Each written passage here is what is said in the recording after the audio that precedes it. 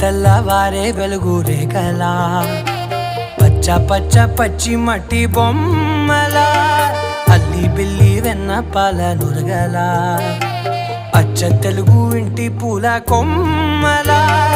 దేవదేవుడే పంపగా ఇలా దేవతే మా ఇంట అడుగే పెట్టెనంట బ్రహ్మ కళ్ళలో కాంతులే